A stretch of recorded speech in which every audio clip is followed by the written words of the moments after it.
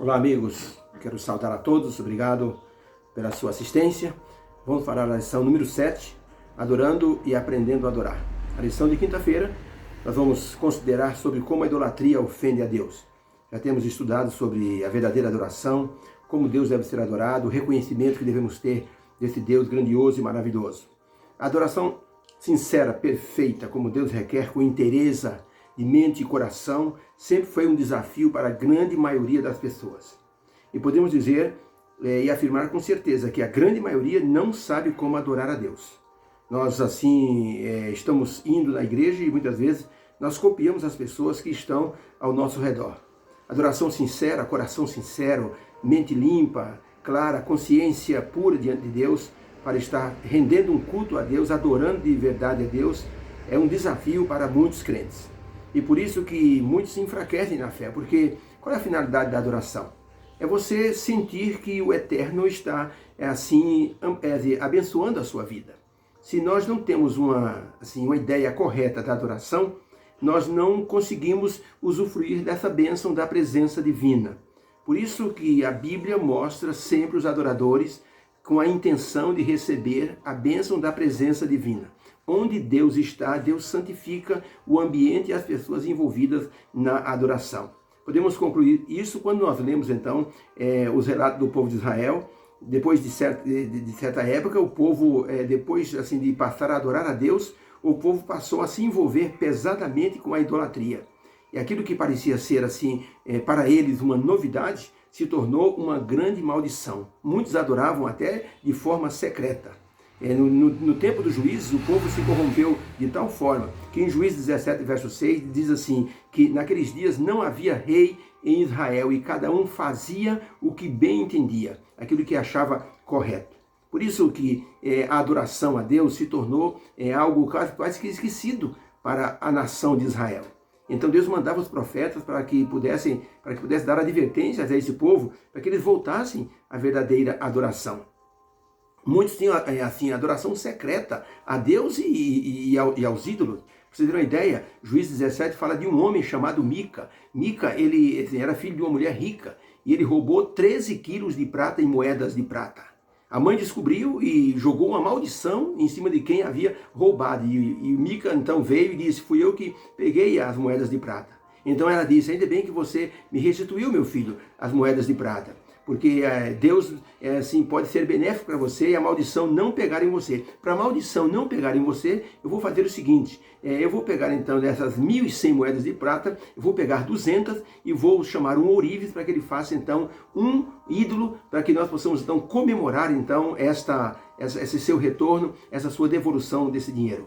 E assim, a mãe de Mica mandou fazer um ídolo que ficou com Mica na casa dele. Um levita, sacerdote, que era da classe sacerdotal, passando por ali, o que fez Mica? Contratou esse moço levita para ser sacerdote dentro da casa dele, sacerdote do ídolo. Uma coisa estranha, olha que coisa mais monstruosa. Um homem que era dedicado para fazer os trabalhos de Deus, agora era sacerdote de um ídolo dentro da casa de Mica. Mas as coisas não param por aí. Juízes 17, Juízes 18, diz que Mica, ele até teve uma certa situação delicada na casa dele. Porque os homens da tribo de Dan não haviam ainda possuído a terra, ou tomado posse da sua herança como tribo. O que fizeram os homens de Dan? Passaram num local, viram a terra dos Sidônios e viram uma cidade bonita. Viu que não tinha guarda, não tinha nada. Resolveram atacar essa cidade e tomar conta dessa terra. No caminho, encontraram o levita e disseram, o que você está fazendo aqui? Ele diz, eu sou o sacerdote da casa de Mica. Levou os 5 homens, que eram os 5 homens que estavam fazendo reconhecimento da terra, até a casa de Mica. Mostrou a casa, mostrou o ídolo que ele era sacerdote. E esses 5 homens voltaram para a terra deles e convidaram todos os homens, 600 homens, para irem guerrear contra aquela cidade e tomar a cidade. No caminho, sabe o que eles fizeram? Disseram o seguinte, olha, aqui tem um homem que tem um ídolo. Que tal a gente pegar esse ídolo e o sacerdote? O levita então disse assim para eles, o que vocês querem? Nós queremos o ídolo e queremos você como sacerdote. O rapaz disse, mas eu já estou servindo aqui a Mica. Então eles disseram o seguinte, você acha que é melhor servir um homem só do que servir uma tribo inteira? Vem conosco. Pegaram, roubaram os ídolos de Mica e roubaram outros pertences e foram embora conquistar a cidade. Mica encontrou-se com eles no caminho e perguntou: o que vocês estão fazendo? E disseram: pegamos o seu ídolo e o seu sacerdote. Como é que eu vou fazer agora? Disse Mica. O homem disse: é melhor você se calar, senão você vai morrer. E Mica então voltou para a casa dele desolado, e esses homens de Dan foram até aquela cidade, destruíram, assim, mataram as pessoas, conquistaram a cidade, tomaram posse, colocaram o sacerdote e o ídolo num local especial, e esse levita, que agora era chamado de sacerdote, se tornou o sacerdote daquele ídolo para aquela tribo. Olha que coisa esquisita. Como é que pessoas que adoram a Deus, que sabem que Deus os livrou, Deus fez coisas maravilhosas, agora estão indo para a idolatria? Por isso que o título da lição de hoje é: a idolatria ofende a Deus. No tempo de Jeremias havia assim muita situação de idolatria. O povo adorava a Deus de dia e de noite e adorava Baal em lugares secretos. Por isso que Deus deu a Jeremias a mensagem de que o povo ficaria cativo em Babilônia por causa desses rituais de idolatria. Queridos, olha, os motivos da idolatria ninguém consegue assim explicar. O ser humano tem essa vontade de adorar. Vocês terem uma ideia, no Brasil nós temos assim muitas pessoas que assim gostam de adoração. E a idolatria reina em muitos corações. Na cidade do Ceará, por exemplo, existe uma coisa até curiosa. Eles fizeram uma estátua assim de um santo, e a estátua foi feita em cima do morro. Fizeram então o corpo da estátua e fizeram a cabeça na parte de baixo. Confeccionaram a cabeça. E na hora de levar a cabeça para o morro para colocar sobre a estátua, a cabeça ficou muito pesada. Tipo assim, ficou pesando quase 3 toneladas. Não dava para levar a cabeça. O que eles fizeram? Deixaram a cabeça num local, fizeram uma espécie de um muro, um santuário para a cabeça, e lá em cima do morro deixaram o corpo sem cabeça. Então diz que as pessoas que têm disposição, vigor, sobem o morro, prestam as homenagens, os rituais, as rezas lá em cima daquele morro, e aqueles que são mais fracos, os idosos, que são o pessoal religioso mais antigo, fazem as orações ali ao lado da cabeça. Adoram o corpo sem cabeça, e uma parte do povo adora lá embaixo a cabeça daquela estátua, daquele ídolo, tá? Isso é o que o povo faz hoje em nossos tempos modernos: adoração e idolatria. Pergunta 7. Na lição de quinta-feira, no episódio dos discípulos, houve até um episódio que Jesus estava com os seus discípulos, e os discípulos começaram a comer sem lavar as mãos. Os fariseus, que eram assim pessoas assim ligadas à doutrina da purificação, eles acharam aquilo um absurdo. E a pergunta diz o seguinte: no episódio dos discípulos comer sem lavar as mãos, que idolatria Jesus mencionou aos fariseus que reclamaram? Corremos o mesmo risco hoje? É a pergunta. Então vamos ver a resposta. Está em Mateus 7, de 1 a 13. Foram ter com Jesus os fariseus e alguns dos escribas vindos de Jerusalém. Repararam que alguns dos seus discípulos comiam pão com as mãos impuras, isso é, sem lavar as mãos. Pois os fariseus e todos os judeus, guardando a tradição dos anciãos, não comem sem lavar as mãos de forma cuidadosa. Perguntaram então os fariseus e os escribas a Jesus Cristo: por que não andam os teus discípulos conforme a tradição dos anciãos, pois estão comendo pão com as mãos por lavar? Respondeu-lhe Jesus: bem profetizou Isaías acerca de vós, hipócritas. Como está escrito: esse povo honra-me com os seus lábios, mas seu coração está longe de mim. Em vão me adoram, ensinando doutrinas que são preceitos de homens. Vós deixais o mandamento de Deus e vos apegais à tradição dos homens. Disse-lhes ainda: bem sabeis rejeitar o mandamento de Deus para guardardes a vossa tradição. Pois Moisés disse: honra teu pai e tua mãe, e quem maldisser a seu pai e sua mãe, certamente morrerá. Mas vós dizeis o seguinte: se um homem disser a seu pai ou a sua mãe que aquilo que ele tem agora é corban, é dedicado a Deus, é oferta ao Senhor, não mais lhe permitis fazer coisa alguma por seu pai e por sua mãe, invalidando assim a palavra de Deus, pela vossa tradição que vós transmitistes também muitas outras coisas semelhantes a essa que vocês estão fazendo. Explicando o que esse episódio nos ensina. Ele ensina que o povo de Israel, ou seja, os fariseus, usavam a tradição humana para invalidar as leis divinas e os ensinos bíblicos. Hoje corremos o risco de dar mais valor a dados científicos, a teorias da evolução, a doutrinas sem fundamento do que aos relatos bíblicos. Isso pode virar uma idolatria muito perigosa. Então temos que ter cuidado com aquilo que se ensina ou por aí, para que nós não invalidemos a palavra de Deus. Podemos nos tornar pessoas radicais facilmente, se colocarmos as regras acima da palavra de Deus. Eu conheci um homem, um irmão, que ele era vegetariano convicto.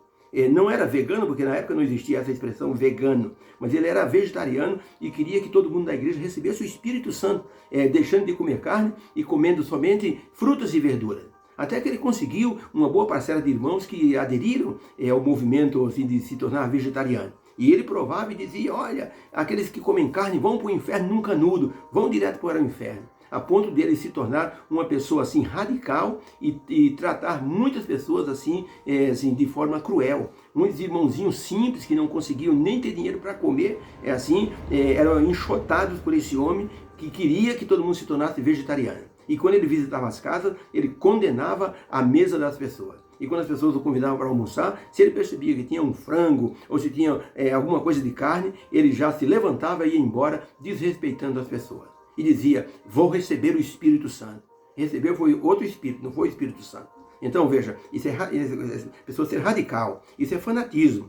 Ellen White diz no livro Testemunhos Seletos que se o diabo não esfria uma pessoa, leva a pessoa ao fogo do fanatismo.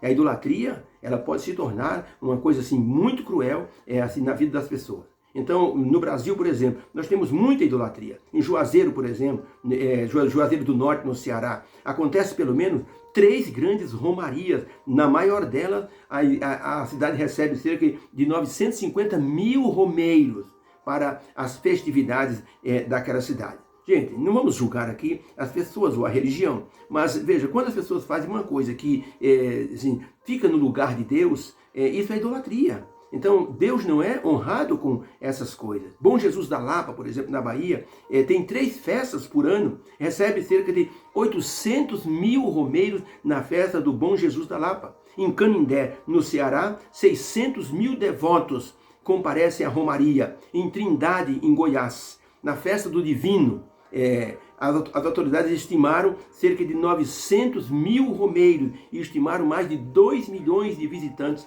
em 2019. Em Aparecida do Norte, quase 2 milhões de pessoas visitam a cidade durante o ano. Em outubro, no dia 12, quando é o dia da padroeira, 3 milhões de pessoas passam pela Aparecida. Então, veja, isso é uma concentração de pessoas buscando adorar alguma coisa. Em Belém do Pará, na mais famosa festa do Círio de Nazaré, a capital paraense já chegou a receber 2 milhões de romeiros. O pior é que muitos crentes participam disso. Isso que é o pior. E convidados gostam da festa, gostam do turismo, daquela festividade e acabam se envolvendo. Tá? Festa de São Cosme e Damião, por exemplo. Há crentes que se envolvem nisso, deixam os filhos participarem. A idolatria, ela confronta com a verdadeira adoração a Deus. Nós muitas vezes não percebemos as diferenças quando nós usamos expressões que são assim, expressões ligadas à nossa antiga fé. Muitos dizem, minha Nossa Senhora. Muitos dizem assim, meu Pai do céu. Muitos dizem assim, minha Virgem Maria. Eu lembro que eu estava numa igreja, havia um batismo distrital, e o pastor estava no tanque, eu segurando o microfone para o pastor, ele batizou 1, 2, 3, batizou 40 pessoas. E depois no tanque batismal, ele fez um apelo, a igreja estava lotada, muita gente mesmo, familiares dos batizados, né? E então o pastor fez o apelo e disse no final do apelo, quantos querem aqui entregar o coração a Jesus para no futuro batismo estarem aqui também conosco? Gente, levantaram acho que umas 150 pessoas. O pastor dentro do tanque batismal disse, Virgem Maria, é muita gente. E todo mundo caiu na risada. Uma expressão que, logicamente, assim, era da doutrina antiga que esse pastor assim, convivia dentro da família dele. Tá? Outro pastor, numa reunião de bravadores, ele estava dizendo, conversando, de repente houve assim, uma coisa muito espetacular que apareceu, de imediato, alguns bravadores fizeram uma surpresa, e o pastor no microfone disse, minha Nossa Senhora. Aí então, todo mundo deu risada e ele emendou, minha Nossa Senhora White. Aí todo mundo aplaudiu assim, a criatividade do pastor. Mas, gente, muitas expressões nossas assim, mostram que nós não estamos desligados ainda daquele sincretismo assim, que nós tínhamos no passado. O crente deve dizer misericórdia, aleluia, louvado seja Deus, glória a Deus. São expressões que mostram que nós estamos glorificando o nome de Deus, tá? Deus, ele não se compraz com a idolatria, seja ela qual for. Portanto, tomemos cuidado para que nossa vida seja uma vida de expressão e dedicação e honra ao nome do Senhor. Deus abençoe você no estudo dessa lição e que possamos então ser felizes através da educação cristã que abre os nossos olhos e nos ajuda em nossa verdadeira adoração. Deus seja louvado. Amém.